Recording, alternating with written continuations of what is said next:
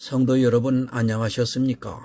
복음과 율법을 통한 설교 시간입니다.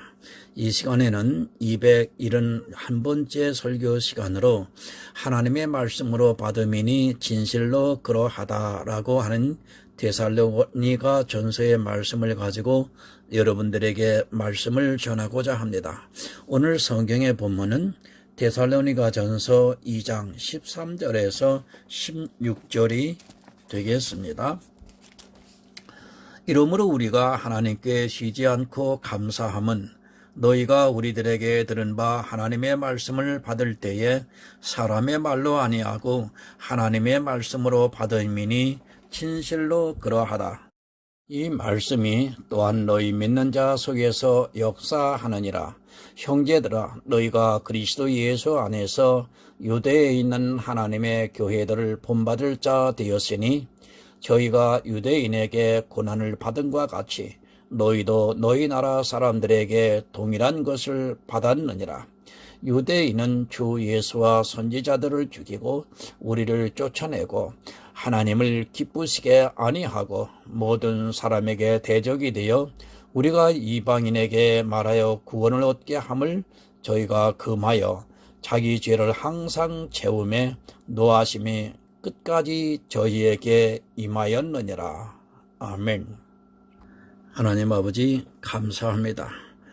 오늘도 변함없이 복음과 율법의 설교 시간을 진행할 수 있도록 은총을 내려주심을 감사합니다. 본문의 말씀과 같이 바른 복음은 율법으로 인하여 항상 핍박을 받았습니다. 그럼에도 불구하고 이 바른 복음이 분별이 되지 않아요 핍박하는 율법을 통해서 구원을 이루고자 오늘도 수많은 사람이 헛수고를 하고 있습니다. 정말 저 무거운 짐을 가지고 허덕이고 있는 저 영혼들을 바라보면서 하나님 안타까움을 금할 길이 없습니다. 이 시간에 이 말씀을 통해서 하나님 아버지 영으로 깨달아 바로 구원에 이르는 믿음의 하나님의 자녀들이 태어날 수 있도록 함께하여 주시옵소서. 예수 그리스도의 이름으로 기도드리옵나이다. 아멘. 여러분, 우리의 대적이 누구입니까? 물론 사단이 대적입니다. 그러나 사단과 우리 인생과는 싸움이 안 되는 존재라는 것을 알아야 합니다. 사단은 여러분 영의 존재입니다. 육을 가지고 이 세상을 살아가고 있는 인생들에게 영의 존재와 싸움에서 이길 수 없다는 것을 성경을 통해서 충분히 가르쳐주고 있습니다. 싸워서 이길 수 없습니다.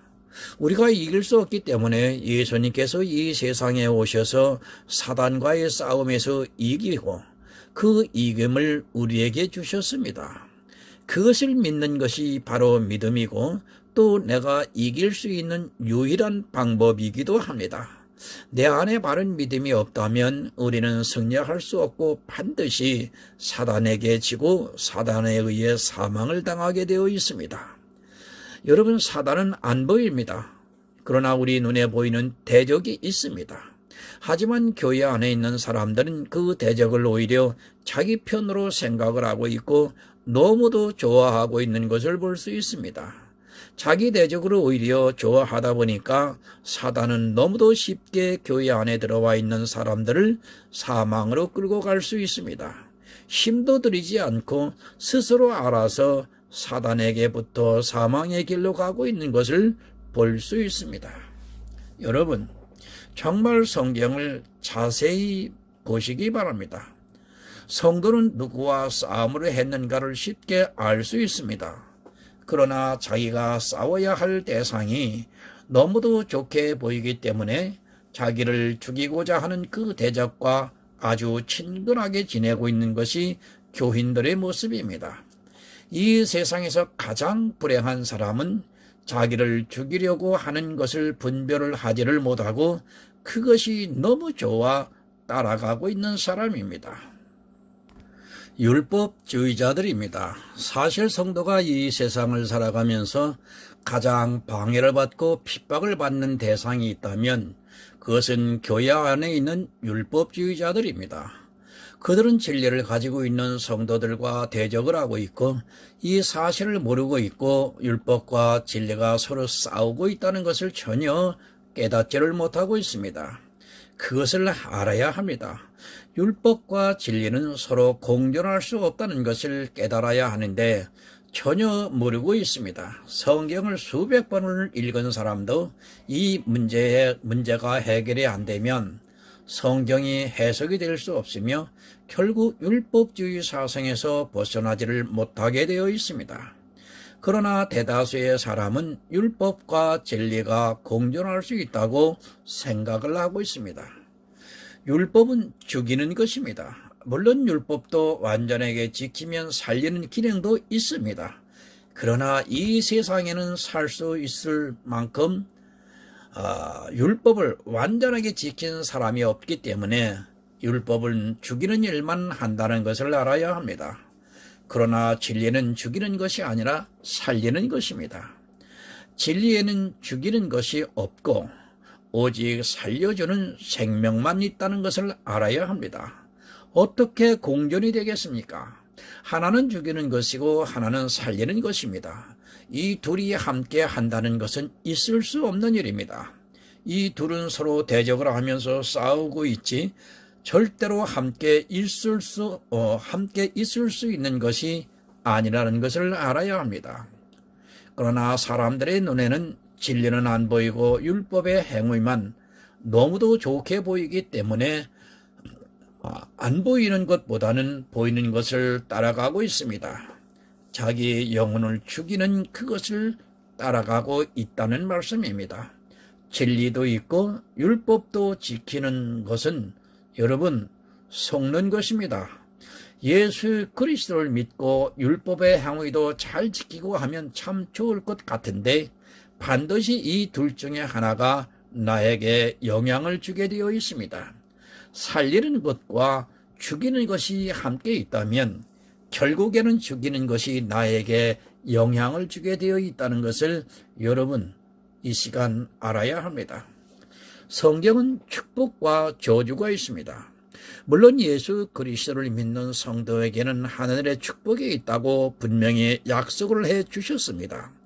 그러나 또한 율법을 지키지 못했을 때는 진노가 임한다는 말씀도 있다는 것을 알아야 합니다. 예수도 믿고 율법도 잘 지키고 하는 것은 살고 죽는 것을 내가 다 택하고 있다는 것이고 그것은 결국 나를 죽는 곳으로 끌고 가게 됩니다. 사는 것만 여러분 바라보아야 합니다. 예수 그리스도만을 믿어야 한다는 말씀입니다. 그런데 죽게 하고 있는 율법을 지키면서 사실 예수 그리스도를 믿지 못하고 있다는 증거이기도 합니다. 아니 교회에 나와 있지만 그들은 사실 예수를 믿는 것이 아니라 자기를 죽이게 하는 율법을 지키고 있는 사람입니다. 생명과 사망입니다. 이 둘은 지금도 싸우고 있습니다. 너무도 당연한 것입니다. 그러나 교회 안에 있는 사람들만 이 사실을 받아들이지를 못하고 있습니다. 상식적으로 생각을 하면 아주 간단한 일인데도 예수 그리스도를 믿는 믿음이 없기 때문에 아주 기본적인 상식까지도 모르고 있고 그들은 철저하게 율법주의에 매여 있는 것을 볼 수 있습니다. 이 둘이 어떻게 싸우고 있는가를 보겠습니다. 요한복음 8장 32절을 보면 진리를 알지니 진리가 너희를 자유케 하리라. 갈라디아서 3장 23절을 보면 믿음이 오기 전에 우리가 율법 아래 매인 바 되고 계시될 믿음의 때까지 갇혔느니라. 여러분, 자유입니다.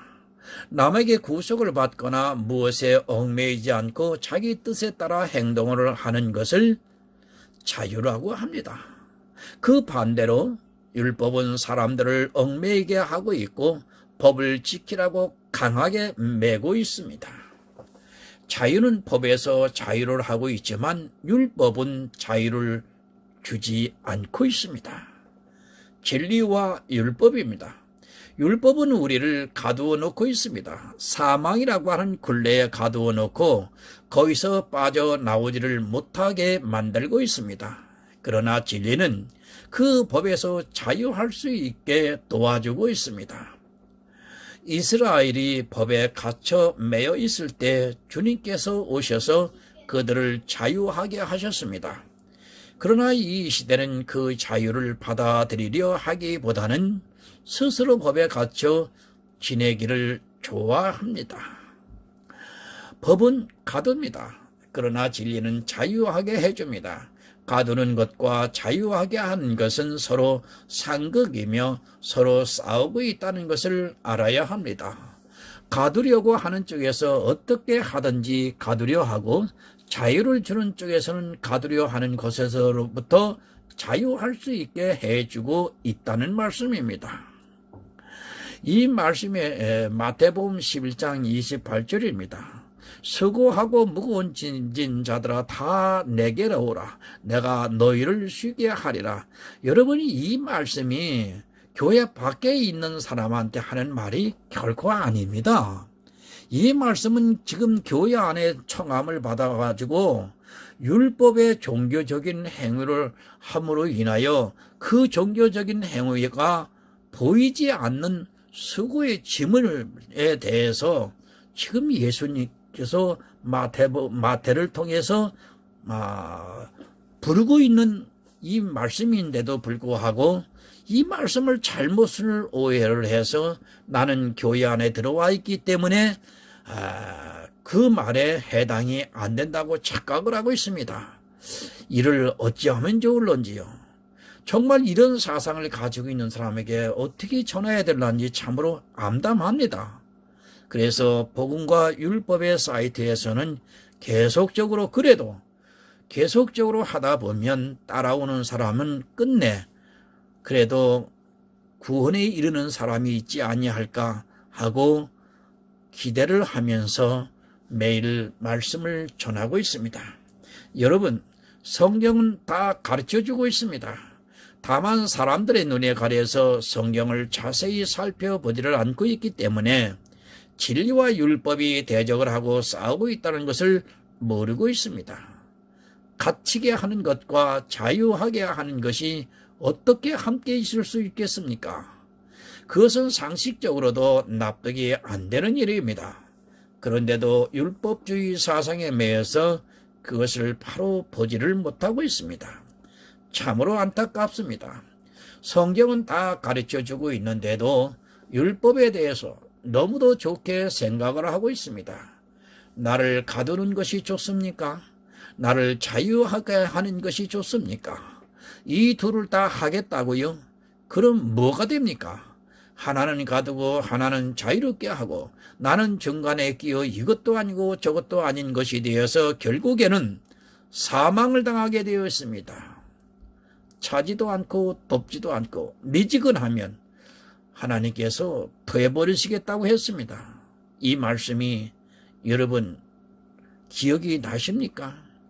이러한 말씀이 여러분들의 심령을 지금 건드리고 있습니까? 여러분, 내 대적은 분명히 말씀드리지만 율법주의자들입니다.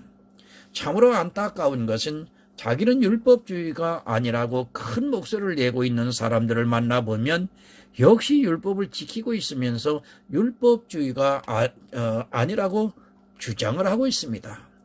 율법은 단 한 가지라도 지키고 있다면 그는 율법주의자인 것입니다. 모든 율법을 다 지키는 것도 율법주의가 맞지만 그 율법 중에 단 한 가지라도 내가 지키고 있다면 역시 율법주의인 것입니다. 누구는 100개를 지킵니다. 그리고 자기는 율법 중에 한 10개를 지키고 있습니다. 10개를 지키고 있는 사람이 100개를 지키고 있는 사람에게 율법주의라고 비난을 하고 공격을 하고 있는 것이 오늘 교회 안의 실정입니다. 이것이 말이 된다고 생각을 합니까? 100개를 지키든 아니 성경에 나오는 613가지를 지키든 아니 단 하나를 지키든 그는 여러분 율법주의자입니다. 안 그렇습니까? 우리가 잡곡밥을 먹습니다. 그런데 누구는 잡곡을 50% 섞었고 누구는 10%를 섞습니다. 10%를 섞어서 먹는 사람이 나는 잡곡밥을 먹지 않는다고 이야기할 수 있습니까? 50%를 섞어서 먹는 사람이 있다고 해서 나는 그럼 쌀밥이네?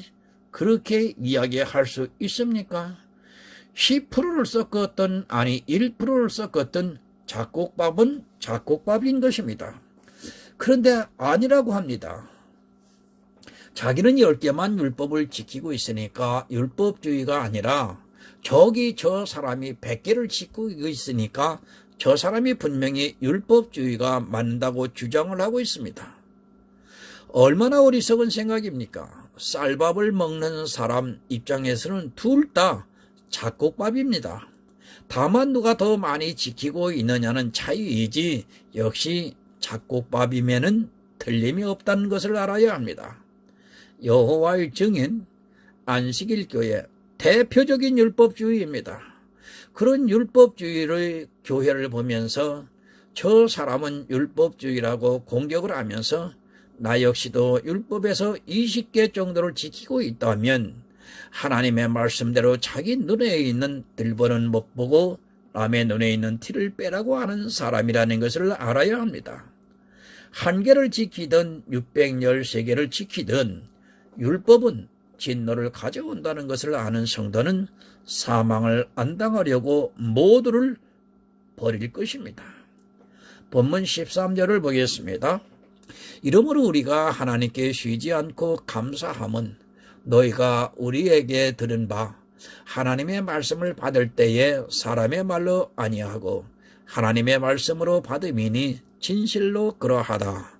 이 말씀이 또한 너희 믿는 자 속에서 역사하느니라.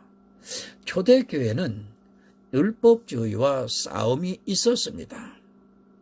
그 당시 이방에 흩어져 있던 유대인들이나 이방인들 중에 정말 소망이 없는 사람들이 예수 그리스도의 복음을 믿었습니다. 그런데 그들을 방해한 사람들이 바로 율법주의에 사로잡혀 있는 유대인이라는 것을 바로 알아야 하며 그 유대인과의 싸움에서 자기 믿음을 지키기 위해서 얼마나 수고를 했는가를 알아야 합니다. 데살로니가 교회는 믿음이 있었습니다. 그들은 고난과 환난 중에서도 믿음을 지켰고 그런 그들을 보면서 사도 바울은 하나님께 감사한다고 말씀을 하고 있습니다. 더구나 데살로니가 교회는 사도 바울이나 장로들이 전하는 말씀을 사람의 말로 받아들이지를 않고 하나님의 말씀으로 받아들였다고 말씀을 하고 있습니다.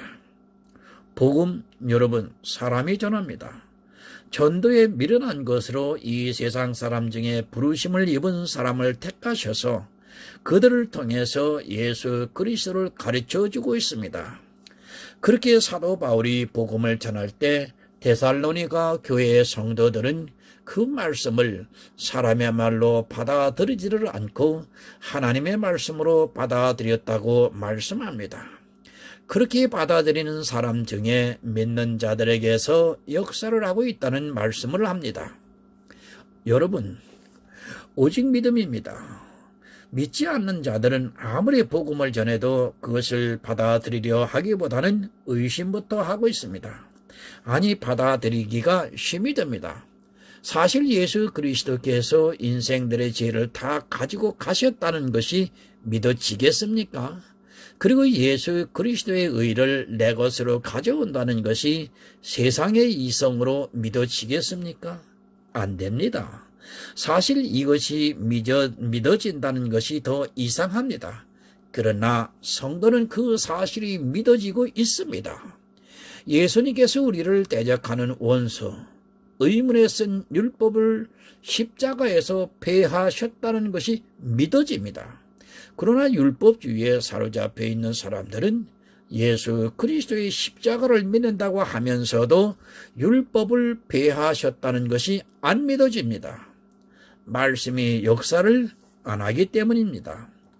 복음의 말씀을 들으면 그 말씀이 성령의 감동을 받아서 역사를 해서 내 마음에서 믿어져야 하는데 그것이 안 되면 안 믿어지는 것입니다.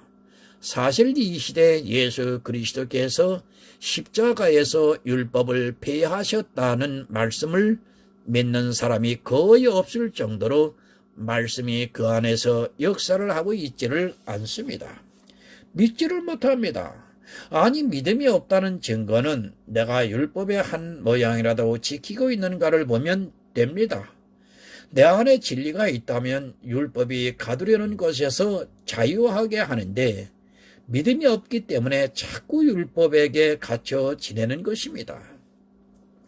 율법을 지키고 그것을 지켜야지만 자기가 예수를 믿는 것으로 착각에 빠져 있는 사람들이 참 너무나도 많이 있습니다. 말씀이 역사를 하면 믿어집니다. 그러나 성경에서 예수님께서 율법을 폐하셨다고 말씀을 보면서도 그것이 안 믿어지게 되어 있습니다. 율법이 폐해졌다는 말씀이 안 믿어지기 때문에 율법에 갇혀 살아가고 있고 예수 그리스도가 주는 자유를 모르고 그렇게 종교에 매여 살아가고 있습니다. 그것으로 끝이 나면 좋은데 그 영혼은 사망이 된다는 말씀입니다. 늘 같은 말씀이지만 이 세상에서 가장 불쌍한 사람은 교회에 나와서 구원을 받지도 못하는 사람이라는 것을 분명하게 여러분 알아야 합니다. 사도 바울은 오직 예수만 전했습니다. 사도 바울의 서신서 전체가 오직 예수를 믿어 구원을 얻으라는 말씀이며 성경 전체 역시 같은 말씀입니다. 그런데도 같은 성경을 보고 있지만 사람들의 생각은 천차만별입니다. 가장 안타까운 일은 자기가 율법을 지키고 있으면서도 자기가 율법에 매여 있다는 것을 전혀 모르고 있는 사람들입니다. 그들은 결국 율법의 요구대로 사망에 이른다는 것을 지식이 없어 모르고 오늘도 그렇게 살아가고 있습니다. 본문 14절을 봅니다. 형제들아, 너희가 그리스도 예수 안에서 유대에 있는 하나님의 교회들을 본받은 자 되었으니 저희가 유대인들에게 고난을 받은 것 같이 너희도 너희 나라 사람들에게 동일한 것을 받았느니라. 데살로니가 교회는 예루살렘의 교회를 본받았다고 말씀을 하고 있습니다. 여기서 너무도 중요한 말씀이 있습니다. 예루살렘에 있는 교회가 누구에게 고난을 받았는가 하는 사실입니다. 사도행전에서 보면 알 수 있듯이 그들은 유대인들에게 고난을 받았습니다. 그들이 어떻게 유대인들에게 고난을 받았는가를 알 수 있습니다. 사도행전 5장 17절과 18절을 보면 대제사장과 그와 함께 있는 사람, 즉 사두개인의 탕파가 다 마음의 시기가 가득하여 일어나서 사도들을 잡아다가 옥에 가두었더니 누가 고난을 주었습니까? 이 세상 사람들이 아니라 같은 하나님을 믿고 있다고 하는 유대인들이 사도들에게 고난을 주고 그 당시 성도들을 핍박을 했던 것을 볼 수 있습니다. 지금도 교회 안에는 이런 율법주의자들이 있어 오직 예수를 믿는 성도들에게 고난을 주고 있다는 것을 알아야 합니다. 율법주의자는 여러분 원수입니다. 예수 그리스도를 십자가에 못 박아 죽인 원수입니다. 그런데 그 율법을 지키겠다고 하고 있고 또 그 율법을 안 지키면 이단이라고 공격을 하고 있습니다. 그들은 이미 예수 그리스도와 원수가 되어 있기 때문에 성도의 원수인 율법을 지키게 해서 완전한 율법의 요구를 못하게 되면 진노를 받게 만들고 있습니다.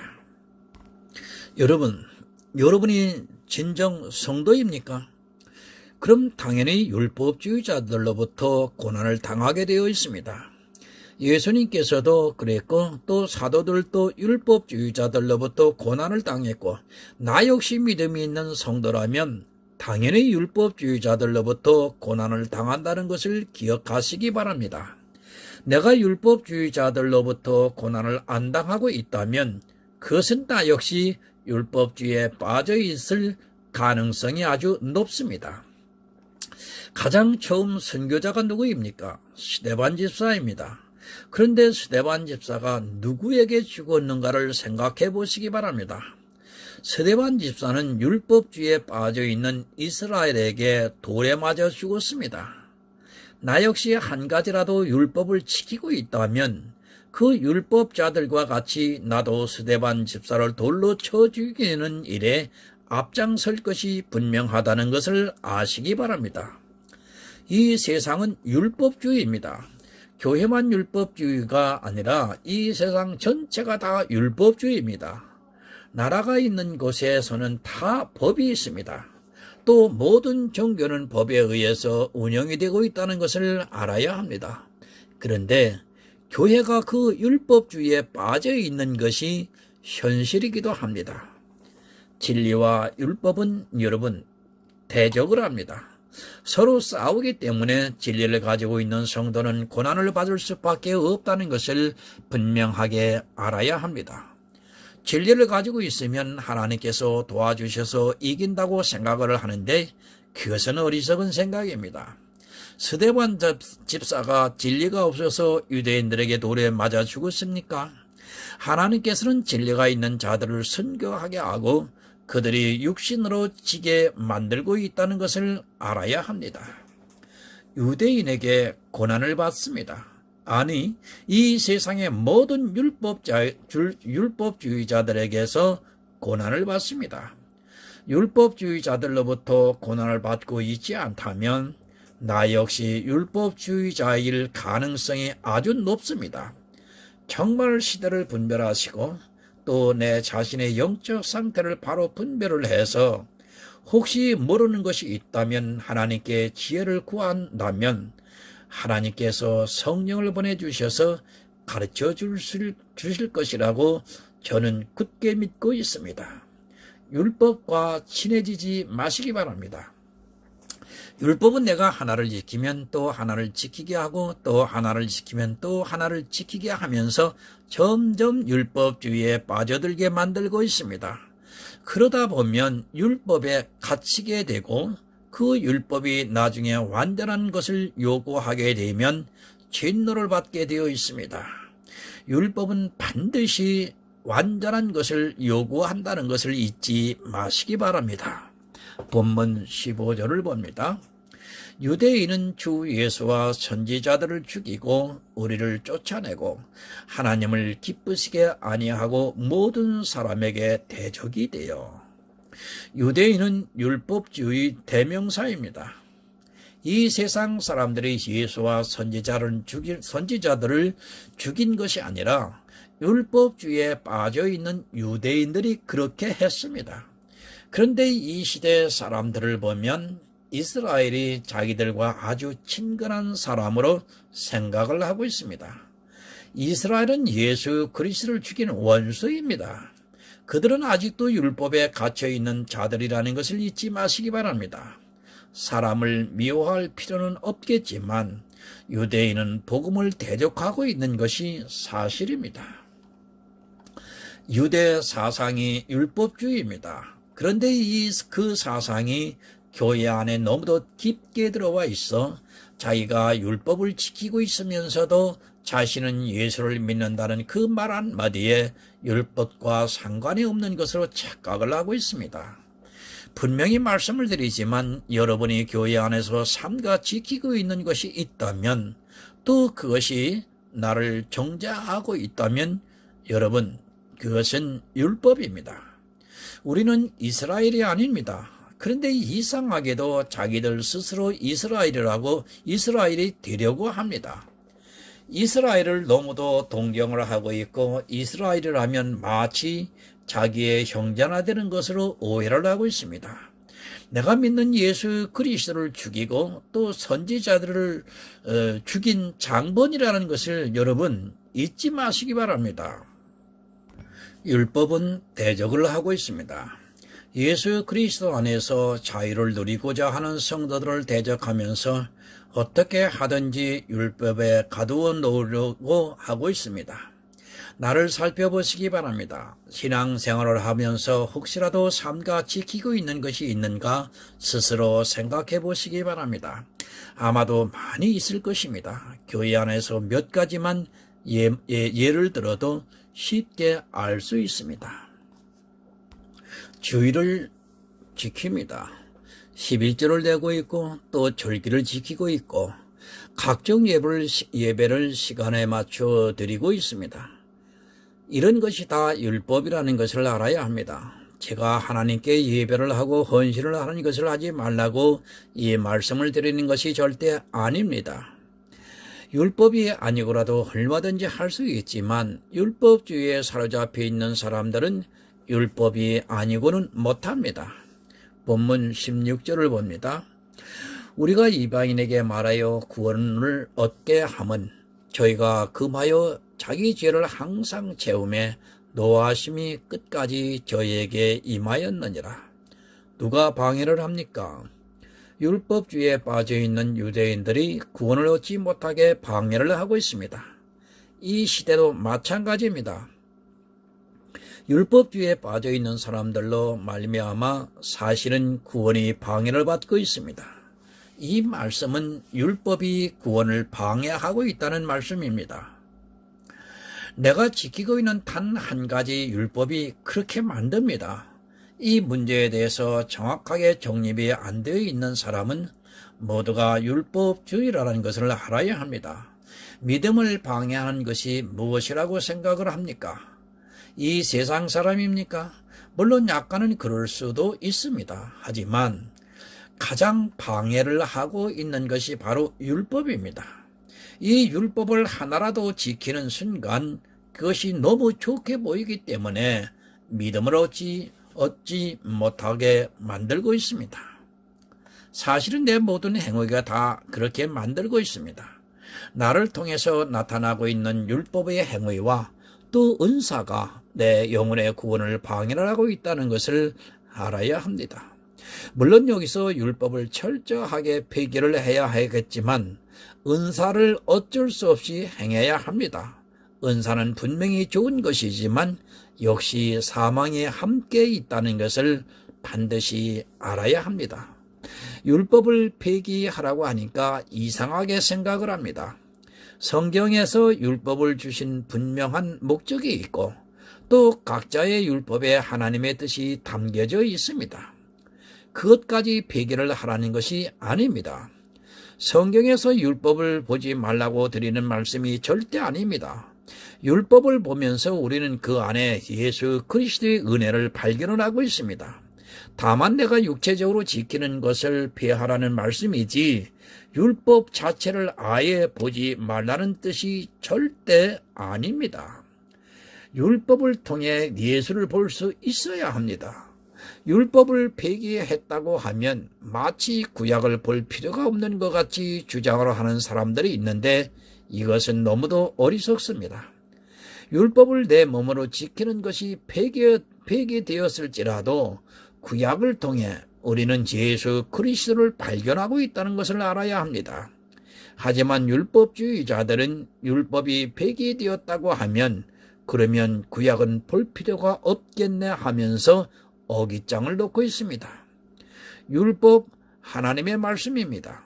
우리는 율법을 지키기 위해서 구약을 보는 것이 아니라 율법을 통해서 그 안에서 예수 그리스도의 은혜를 깨닫기 위해서, 다시 말하면 그림자를 통해서 실체를 더욱 뚜렷하게 보고 있다는 것을 알아야 합니다.